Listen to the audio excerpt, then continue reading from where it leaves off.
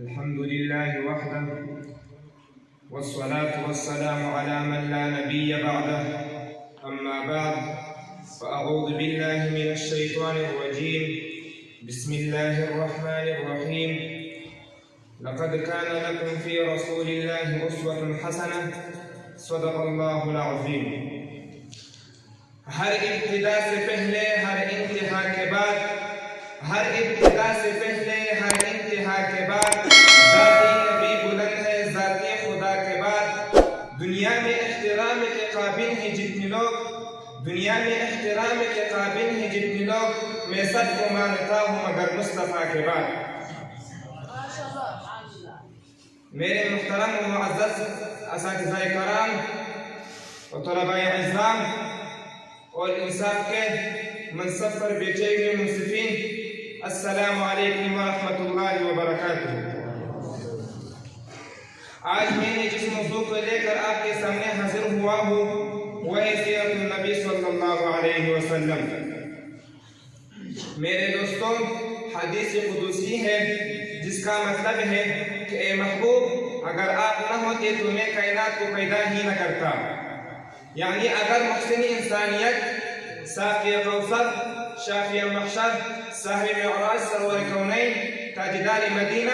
اپنے سے پہلے تمام انبیاء کی تصدیق کرنے والے،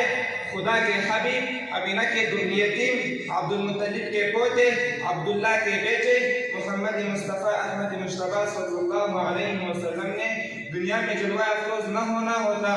تو یہ جن و بشر، یہ شمس و قمر، یہ شجر و حجر، یہ بحر و بر، پھولوں کی مہک، چڑیے کی چہک، سبزہ کی مہک، رفعت و پستی، خوشحالی و بدبختی، زمین کی نرمی، سورج کی گرمی، دریا کی روانی، جنگل کے درندے، ہوا کے پرندے، غرض کائنات کی کسی چیز کا بھی نام و نشان نہ ہوتا.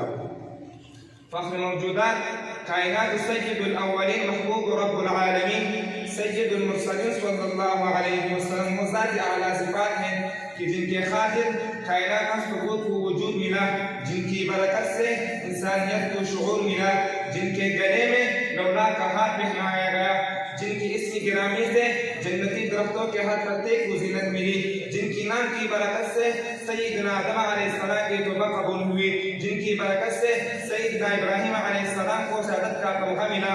جن کا کلمہ سیدنا سلیمان علیہ السلام کے انگوٹھی پر لکھا ہوا تھا، جن کے حسن و جمال کا پرتو سیدنا یوسف علیہ السلام کو ملا، جن کی صبر کا نمونہ حضرت ایوب علیہ السلام کو ملا، جن کا قرب کا ایک لہجہ سیدنا موسیٰ علیہ السلام کو مکالمات کی صورت میں ملا، جن کی انگشت مبارک کے اشارے پر چاند دولت ہوا، جن کی آمد کی برکت سے لشکر ابرہہ کا عصف معقول ہوا، جن کے شہر کو رب کائنات نے بلد امین کہا، جن پر نازل ہونے والی کتاب کو کتاب مبین کہا، جن پر رب کریم اور فرشتے درود بھیجتے ہیں، جن کی امت کو خیر امم کے نام سے یاد کرتے ہیں. اسی کو دیکھ کر ایک شاعر نے مزید کشی کی ہے، وہ کہتا ہے کتاب فطرت کی سر ورق پہ جو نام احمد رقم نہ ہوتا، کتاب فطرت کے سر ورق پہ جو نام احمد رقم نہ ہوتا تو نقش ہستی ابھر نہ سکتا وجود لوح قلم نہ ہوتا، یہ محفل کن فگار نہ ہوتی جو وہ امام الامم نہ ہوتا،